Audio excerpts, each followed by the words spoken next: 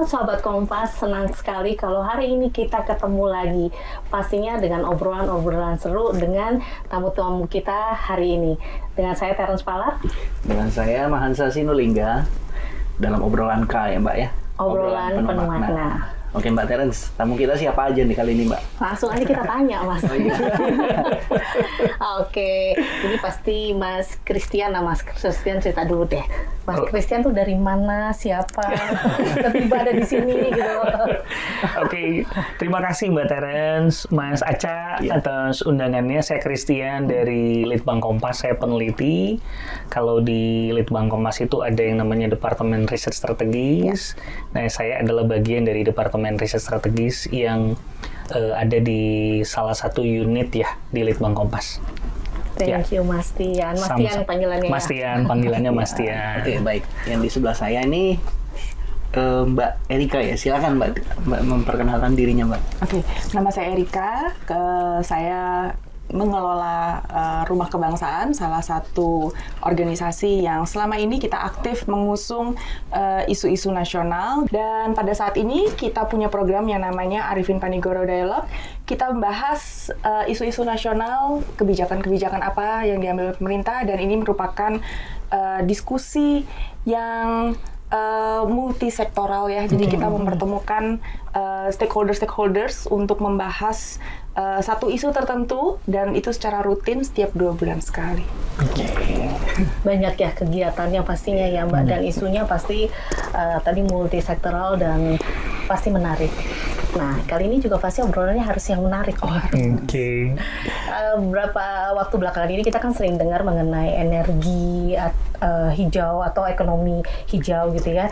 Itu kan sebenarnya di luaran sana atau mungkin sebagian besar di kita juga belum banyak yang paham ya Mbak. Mungkin dari Mbak Erika yang berkecimpung langsung dengan beberapa topik, salah satunya mengenai energi hijau, bisa sharing sesuatu Mbak.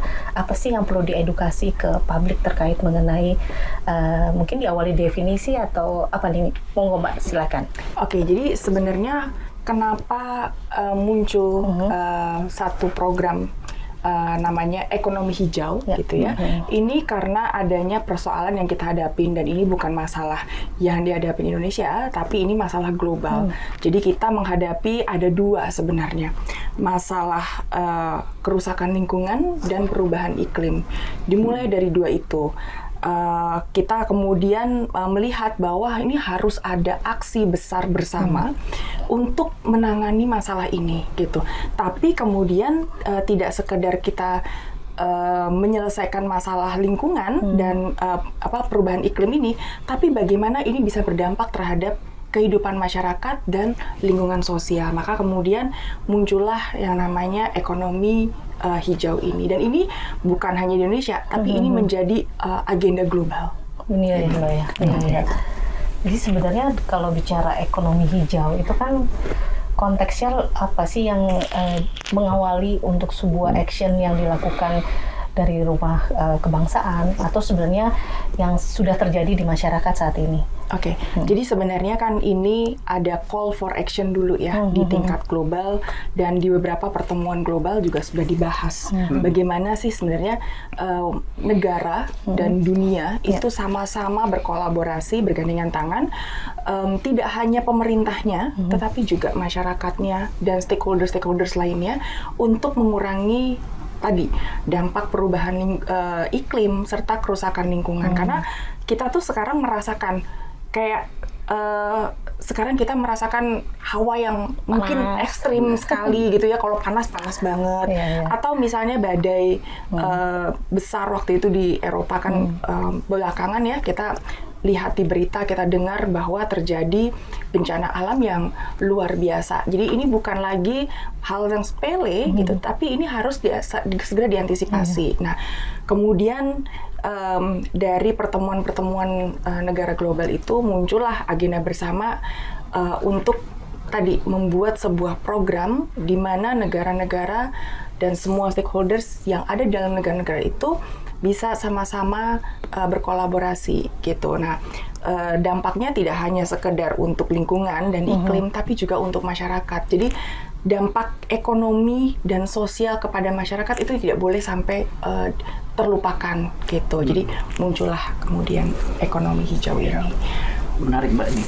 Cuman saya mau coba ini Mbak ya. Ya kita coba lihat dari kacamata awam lah, katakan gitu ya. Ya ini kan isu global gitu dan dibahas di forum-forum internasional yang ya biasanya kepala-kepala negara, terus orang-orang katakanlah orang-orang penting gitu Mbak ya.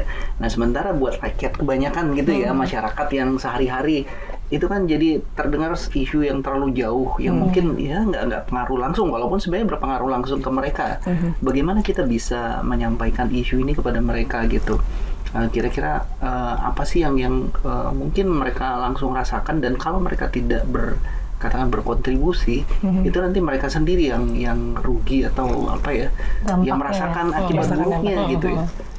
Apakah kalau dari Rumah Kebangsaan sendiri itu ini di tataran dia katakanlah wacananya, dialognya, tapi mungkin ada yang lebih konkret lagi yang di outputnya gitu Mbak yang dilakukan. Jadi sebenarnya kalau di Rumah Kebangsaan kita bagi. Jadi ada yang memang sasarannya atau targetnya lebih ke elitis mungkin ya, seperti tadi AP Dialog, Arifin Panigoro Dialog.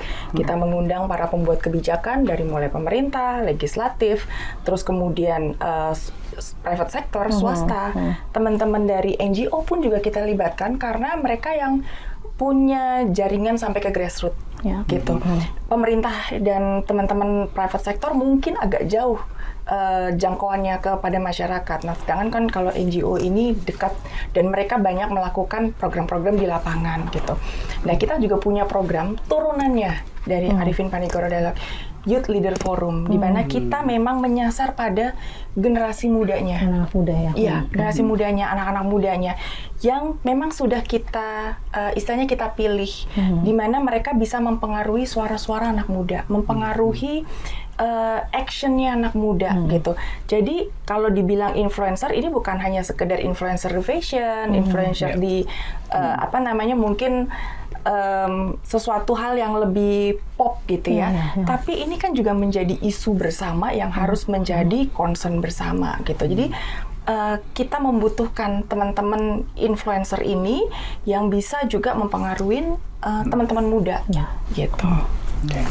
Nah ini ada dari Litbang ini berurusan dengan data.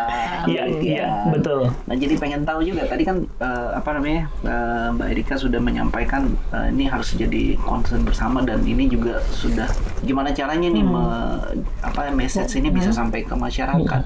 Nah kalau dari Mas Tian sendiri, ya ini Litbang tapi Litbangnya media gitu ya, mungkin lebih ini lagi ya. Sebenarnya sampai sejauh mana sih saat ini tuh isu ini dipahami oleh masyarakat gitu ya? Apakah mungkin ada datanya, dan mungkin Kompas sendiri pernah membahas ini sehingga mungkin dalam pemberitaan atau penelitiannya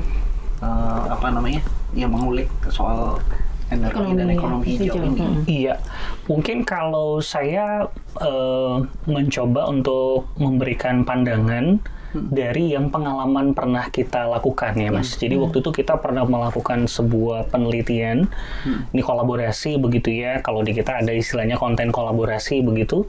Nah kami melakukan survei, salah satu hal yang tadi sudah diceritakan oleh Mbak Erika juga kan, bagaimana kemudian ekonomi hijau ini, gerakan ekonomi hijau ini juga sampai ke masyarakat. Salah satunya kan dengan penggunaan yang sekarang lagi marak nih, penggunaan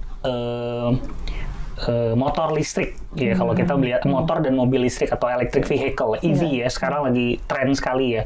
Dan bahkan kalau kita lihat sekarang tuh industri-industri juga lagi bergerak ke sana, dan mereka adalah salah satu stakeholder yang memang punya kemampuan sebetulnya, dan salah satu juga yang salah satu stakeholder yang sangat diperlukan untuk perubahan ini. Nah, kita melakukan riset kepada masyarakat, dan memang temuannya pada dasarnya ide untuk kemudian tidak lagi menggunakan energi fosil dalam kegiatan kita bertransformasi itu masyarakat itu setuju sekali. Karena pun tadi dampaknya juga kan sebetulnya sekarang itu terasa sekali ya, terkait dengan iklim, pemanasan global dan segala macamnya. Jadi itu kan sudah terasa. Dan mereka pada dasarnya ide dan konsepnya untuk kita bisa dibilang itu mulai shifting ke sana, itu sebetulnya idenya mereka setuju sekali. Tetapi kemudian yang menjadi concern adalah bagaimana tindak lanjut dari upaya untuk shifting ini, Mas. Jadi kalau temuan riset kita itu mereka tuh katakanlah tentang penggunaan mobil listrik dan motor listrik, harganya berapa? Terus nantinya ketika misalkan saya mau shifting, bagaimana sehari-harinya, ada nggak tempat colokannya nih kalau misalkan ini listrik?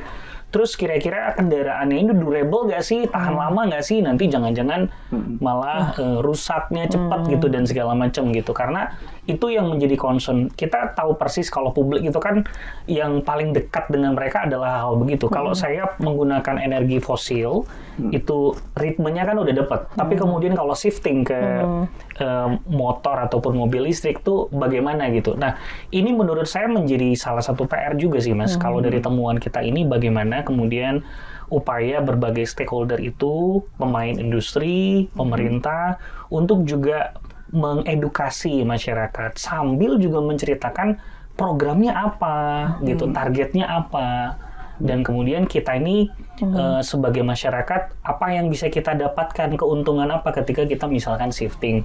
Dan kalau kita lihat beberapa kebijakan hari-hari ini kayak kebijakan subsidi ya, kalau kita beli motor listrik atau mobil listrik sebetulnya kan itu insentif yang juga sudah diimplementasikan sebetulnya ke masyarakat. Cuman memang kita lihat kan gerakannya belum Masif begitu ya, besar, belum masif gitu.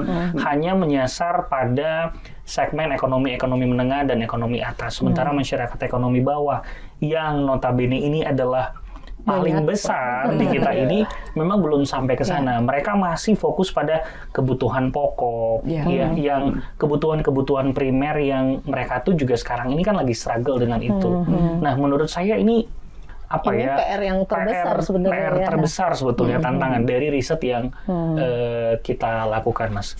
Kemudian yang kedua, menyambung apa yang disampaikan oleh Kak Erika, sebetulnya kan tentang ekonomi hijau ini dari data-data yang kita lihat, analisis data sekunder yang kita lihat, dan juga beberapa data-data yang juga sumbernya ada dari pemerintah. Ini kan terjadi karena kita tahu bahwa selama beberapa dekade, puluhan tahun sejak revolusi industri mungkin, kita itu kan pemakaian ibaratnya tuh bahasanya adalah ekstraksi dari alamnya itu kan luar biasa sekali gitu. Nah, sehingga ketika ini mulai kelelahan, maka harus ada konsep baru, yaitu ekonomi hijau itu tadi. Nah, menurut saya ini landscape-nya berubah nih secara total sih, Mas Aca. Jadi ini mau nggak mau merubah landscape-nya. Jadi semua hal yang terkait dengan kegiatan-kegiatan ekonomi dan juga akan berdampak pada sosial, masyarakat, lingkungan, dan segala macam. Ini shifting-nya tuh memang luar biasa. Dan saya setuju tadi apa kata Erika, ini jadi tren global memang. Jadi tren global, di mana investor-investor asing gitu ya, yang mau melakukan investasi gitu di berbagai negara di Indonesia maupun di dunia, juga mulai arahnya ke sana. Nilai investasinya ataupun requirement lah, atau catatan untuk mereka mau menginvestasikan adalah salah satunya juga ekonomi pajaknya hijau. harus dipikir gitu sih, Mas. Itu mungkin dari data-data yang ataupun analisis yang kita lakukan dari data-data yang ada. Berarti ya Mas Aca ya, berarti kan agak bukan kompleks aja, tapi memang perlu effort lebih untuk mengedukasi ke masyarakat. Karena ya tadi mungkin tidak semua dengan mudah untuk memahami hal tersebut. Kalau bicara hal-hal konkret gitu yang terjadi di masyarakat, contoh aja munculnya pertanyaan-pertanyaan tadi Mas Tian bilang bahwa kalau bicara mengenai mobil listrik sebut aja gitu ya, atau vehicle listrik sebut aja, itu kan mereka memikirkan hal yang daily life-nya mereka, di mana ngecasnya, durasinya sampai seberapa jauh. Ada nggak sih baik Mbak Erika maupun Mas Tian konteksnya hal-hal yang memudahkan buat audiensnya obrolan Kak khususnya untuk mendigest as simple as apa ya yang bisa mereka lakukan dalam konteksnya ekonomi hijau ini. Ada nggak contohnya, Mbak?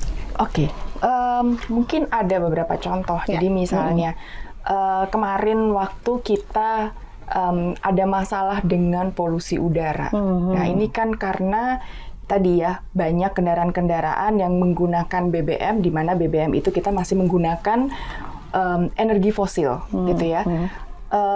Ini kalau kita bahas soal kendaraan kan tadi ya, kita ngomongin soal mobil listrik, harganya harga mahal, siapa yang bisa membeli gitu. Sedangkan masyarakat ya makainya motor, pakainya kendaraan transport publik gitu ya, terus atau pakai kendaraan mobil pribadi gitu. Nah, ada beberapa hal, misalnya kita beralih kepada kendaraan yang mass, gitu, kendaraan publik tapi yang mass. Kalau kendaraan transportasi publik tapi yang masih dipakai sendiri, gitu ya, misalnya kayak motor atau taksi yang bentuknya mobil, itu kan artinya kita masih menggunakan sendiri, gitu, penumpangnya masih sendiri. Tapi kalau kita menggunakan public transportation yang mass, itu menampung lebih banyak jumlah penumpang, gitu ya. Dan sekarang kan juga sudah mulai banyak public transport yang menggunakan energi baru terbarukan, gitu ya, terutama untuk di Jakarta, gitu. Terus kemudian yang kedua adalah ini ada salah satu mungkin provider, gitu ya, yang mereka juga sudah mulai membuat di dalamnya itu ada menu kita bisa menghitung carbon footprint kita. Jadi ini masalah karbon, gitu ya. Ini kan juga menjadi persoalan. Jadi salah satu kenapa muncul program ekonomi hijau ini adalah kita untuk mengurangi emisi karbon kita menjadi nol, gitu. Nah, ada istilahnya net zero emission, gitu ya. Nah, ini kan sebenarnya langkah-langkah yang bisa dilakukan oleh individual-individual. Jadi kita nggak harus melakukan sesuatu yang grande, yang besar, tapi dari kita sendiri kita sudah mulai melakukan itu, gitu. Mengurangi penggunaan misalnya produk-produk yang sekali pakai, gitu ya, misalnya yang berbahan dasar plastik. Nah, itu juga akan mengurangi, gitu, karena plastik itu diurainya susah, dan untuk mengurainya pun kalau mau didaur ulang harus menggunakan energi lagi, gitu, which is ya kita menggunakan energi fosil lagi, gitu. Jadi mungkin itu beberapa bentuk konkret yang bisa kita lakukan daily life, gitu. Aku tuh jadi inget ini loh Mas Aca, beberapa waktu lalu obrolan Kak juga pernah mengajak atau ngobrol dengan salah satu narasumber terkait slow fashion. Slow fashion mungkin itu bisa jadi salah satu contoh ya Mbak bisa. Artinya ya selama masih bagus dan masih bisa dicocok logi atau cocok-cocokin gitu ya, ternyata masih keren juga. Itu salah satu bentuk konkret, simple tapi bisa kita lakukan gitu ya. Iya. Dan itu kan juga sebenarnya itu masuk ke ekonomi sirkular. Gitu. Tapi kita juga harus hati-hati nih. Tapi kita juga harus hati-hati karena kemudian ketika kita bicara soal tadi slow fashion, kita kan sempat beberapa kebanjiran barang-barang, istilahnya barang-barang bekas dari luar negeri. Itu menjadi sampah juga pada kita. Karena apa? Tidak semua barang-barang itu kemudian masih bisa dipakai. Gitu. Jadi akhirnya jadi sampah di kita. Jadi negara kita jadi negara sampah nih. Nah, jadi dan perlu akhirnya effort untuk kemudian mengolah limbah itu, gitu kan. Jadi memang kita harus hati-hati sekali, gitu ya, dalam penggunaan barang-barang kita sehari-hari, gitu. Ya, ini problemnya kompleks dan melibatkan saling terkait ya. Iya. Nah, kalau tadi sempat disampaikan juga ya Mbak Erika ya, antara lain berhubungan dengan influencer gitu kan. Berarti ini kan ada ide yang perlu dikomunikasikan gitu ya. Nah, ini pengen ini aja Mbak, dalam pandangan atau yang selama ini yang sudah dilakukan oleh Rumah Kebangsaan ini, sebenarnya ketika bicara energi dan ekonomi hijau tuh challenge terbesarnya lebih kemana sih gitu ya, untuk bisa menggaungkan ide ini ya, dan melibatkan sebanyak mungkin orang gitu ya. Oke.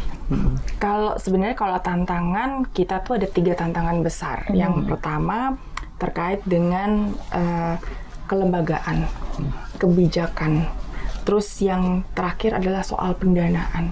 Kalau kita ngomongin soal ekonomi hijau, kita bagaimana membuat inovasi. Ini kan tadi kita ingin menghasilkan sebuah sumber energi baru gitu ya, yang bisa kemudian berkelanjutan gitu, nggak habis-habis gitu. Nah ini kan butuh inovasi. Nah ketika butuh inovasi, artinya kita butuh pendanaan. Nah ketika butuh pendanaan, ini yang menjadi persoalan, sumber dananya gitu. Karena apa? Sekarang negara-negara, perusahaan-perusahaan, mereka semua juga lagi rebutan pendanaan ini gitu. Nah sekarang gimana Indonesia bisa mendapatkan sumber dana sebanyak-banyaknya.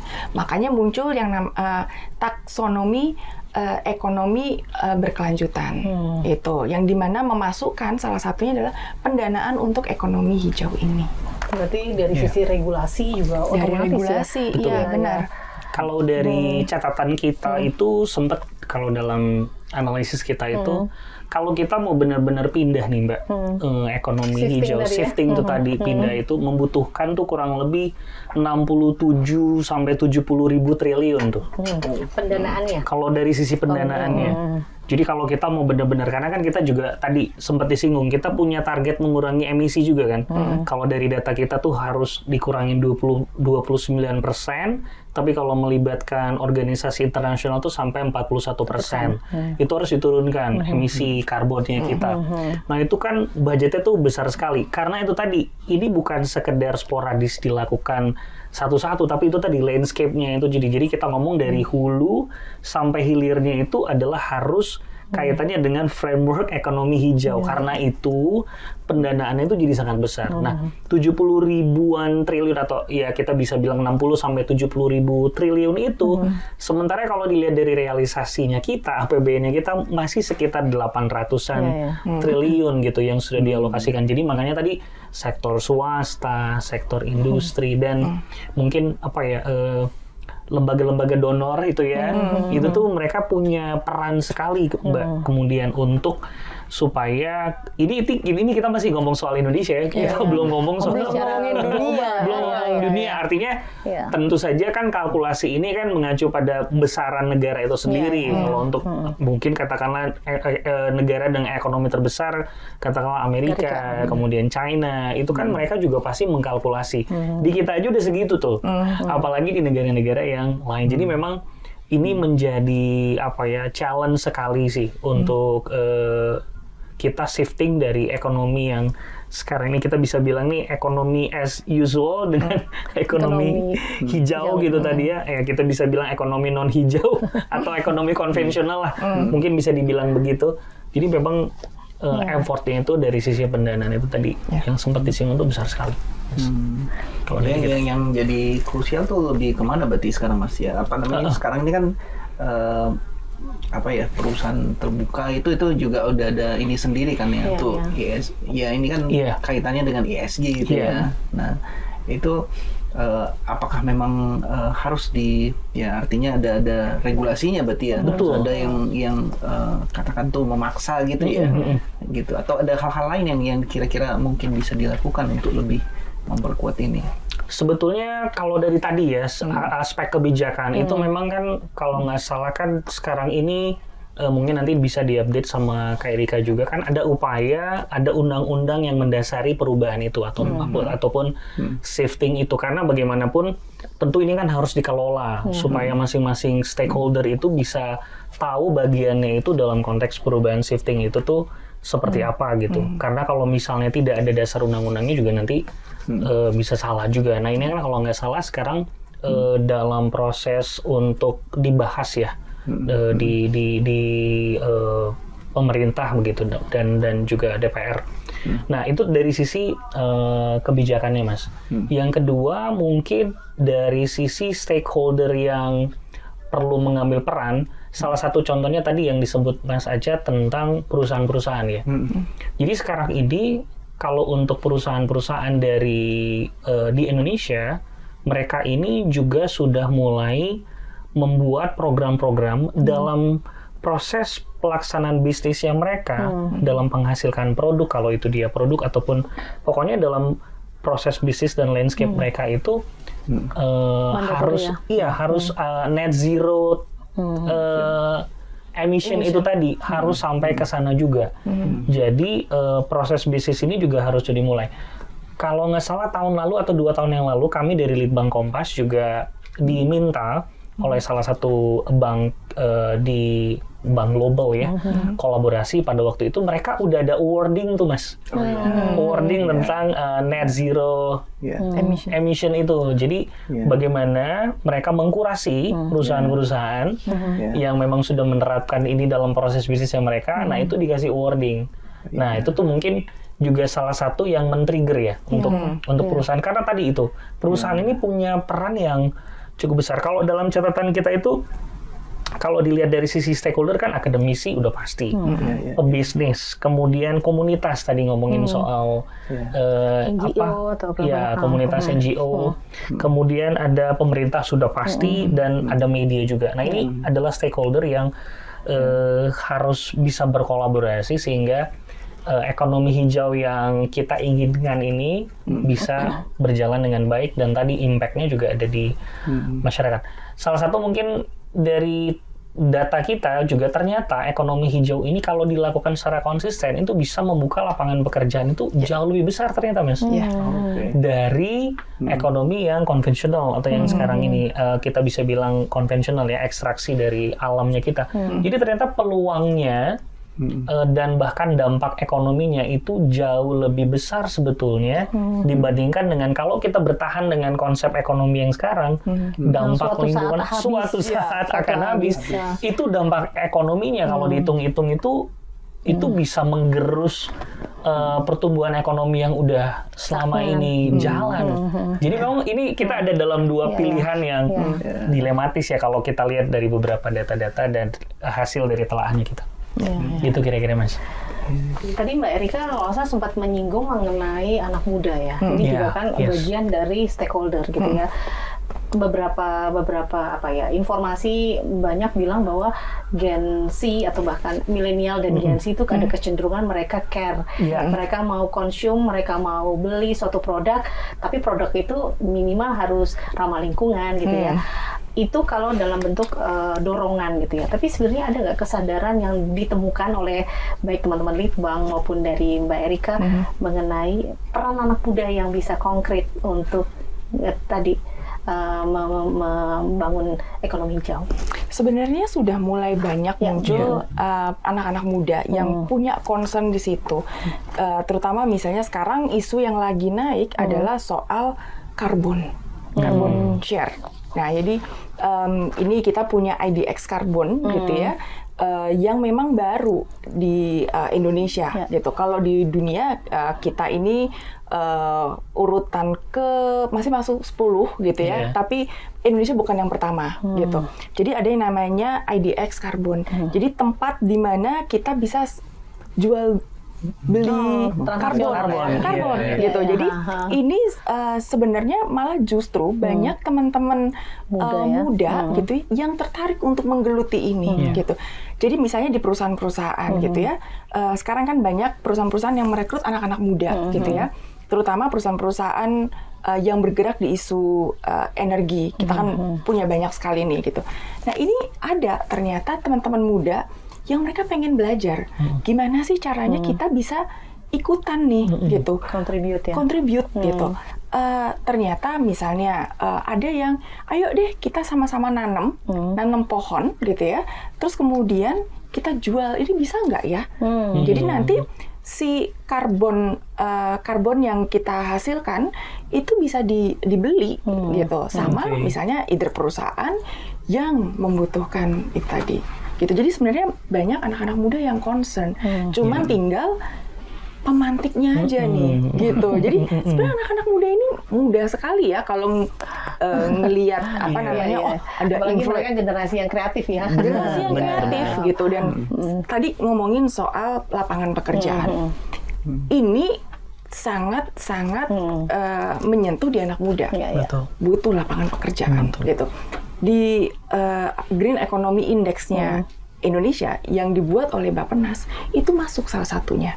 membuka lapangan pekerjaan, dan itu bisa berjuta-juta. Jadi kalau ini sampai program ini berhasil, artinya sebenarnya banyak generasi muda yang akan terdampak gitu.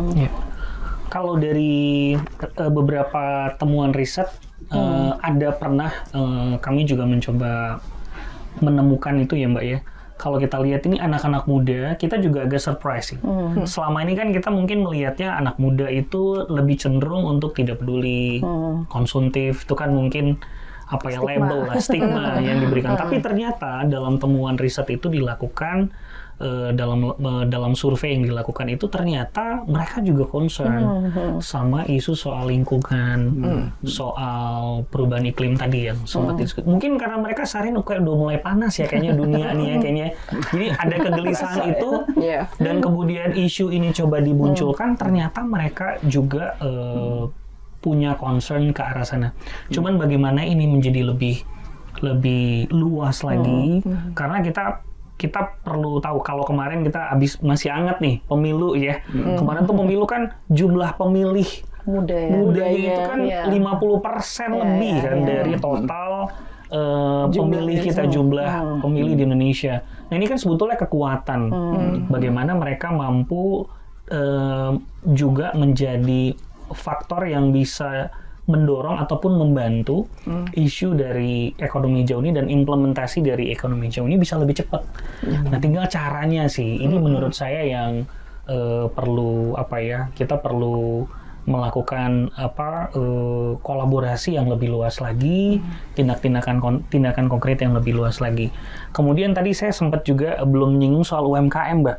Itu juga ada impact-nya. Jadi sekarang bahkan pemerintah itu juga sekarang memberikan insentif kepada UMKM yang memang mau mengadopsi ekonomi hijau di dalam proses bisnisnya.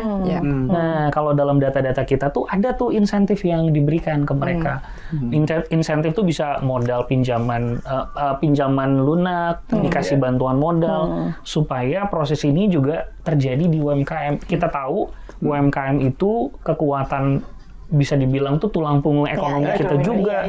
Perputaran uang yang dihasilkan oleh mereka itu besar juga. Makanya juga pemerintah aku rasa juga perlu ya lebih lagi melibatkan UMKM ini untuk mendorong isu ekonomi hijau ini. Gitu sih. Mbak Terence nih, kayaknya waktu kita udah ini ya. Ngobrolnya masih banyak ya. Masih banyak yang harus diomongin sebenarnya. Dari pemerintah, dari anak muda, dari UMKM. Aduh. Betul. Atau kita bikin sesi berikutnya. Boleh. Tapi mungkin gini kali ya, mungkin ada ya mengingat bahwa ini satu isu penting gitu ya. Mungkin dari Mbak Erika atau Mas Tian ada kayak semacam, saya nggak tahu ya mau dibilang closing words atau apa gitu ya. Ajakan, apa? Ya mungkin secara dari rumah kebangsaan juga gitu ya. Ada satu apa gitu yang buat biar masyarakat kita jauh lebih concern lagi, lebih peduli lagi tentang energi dan ekonomi hijau ini. Oke. Nah, sebenarnya kita masing-masing individu gitu ya punya dan bisa berkontribusi sekecil apapun terhadap tadi isu perubahan iklim dan isu kerusakan lingkungan. Nah, kita sebagai warga negara yang baik itu sebenarnya bisa sekali gitu ya ikutan di situ. Nggak perlu melakukan hal-hal yang besar sekali gitu ya. Kita mulai dari lingkungan yang paling dekat gitu. Kita mulai dengan diri kita sendiri. Misalnya kita bisa menggunakan tadi public mass transport untuk berpindah dari satu tempat ke tempat yang lain ya. Terus kemudian kita juga bisa mulai mengurangi misalnya penggunaan listrik di rumah yang tidak penting-penting sekali karena listrik yang kita pakai di rumah itu juga berkontribusi terhadap penggunaan energi fosil gitu, di mana ya sumber listrik kita kan masih bergantung pada energi fosil kan sangat besar gitu ya. Jadi kita juga bisa melakukan itu. Jadi kita sebagai individu, terutama anak-anak muda gitu ya, tenaga kita masih banyak gitu ya, dan energi kita juga masih besar. Nah, ayo kita sama-sama lakukan apa yang bisa kita lakukan, tidak hanya untuk diri kita sendiri, tapi juga untuk bangsa dan negara ini. Oke. Cakep. Mantap. Ini dari Kompas, dari sisi multimedia mencerahkan, ini apa nih kira-kira yang bisa dibagikan? Multimedia mencerahkan ya. Kalau dari Litbang Kompas tentu kami akan juga tetap memberikan bisa dibilang itu informasi kepada masyarakat tentang apa yang terjadi sebetulnya dengan ekonomi hijau. Itu mungkin bagian kita ya dalam setiap kali melakukan penelitian, ya baik itu ke publik ataupun ke beberapa stakeholder, kita menyampaikan sudah sampai mana nih ekonomi hijau. Nah, kami dari Litbang Kompas dalam hal ini mendorong sebetulnya bahwa awareness kita sebetulnya terkait dengan ekonomi hijau ini harus terus digaungkan. Kalau tadi kita lihat masyarakat bawah kita ini itu perlu diedukasi lebih jauh, dan ini menjadi tugas dari pemerintah, stakeholder yang tadi terlibat ini, termasuk juga dari kita memberikan informasi kepada masyarakat tentang ekonomi hijau ini. Harapannya memang apa yang menjadi program ekonomi hijau dari pemerintah ini, atau bisa dibilang proses shifting ini, kita harapkan sepenuhnya itu memberikan manfaat yang besar untuk masyarakat gitu, sehingga mereka juga bisa berkontribusi, mereka mendapatkan impact-nya, dan kesejahteraan mereka juga akhirnya bisa bertumbuh seiring dengan diimplementasikannya ekonomi hijau ini. Mungkin itu harapannya kami dan juga sekaligus tugasnya dari Litbang Kompas Media untuk mencerahkan masyarakat. Mungkin itu dari.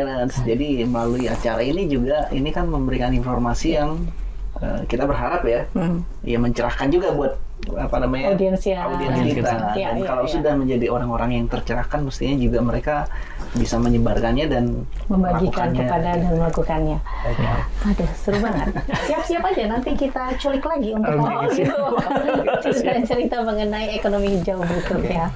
Oke, sahabat Kompas, menarik sekali dalam diskusi atau obrolan kali ini.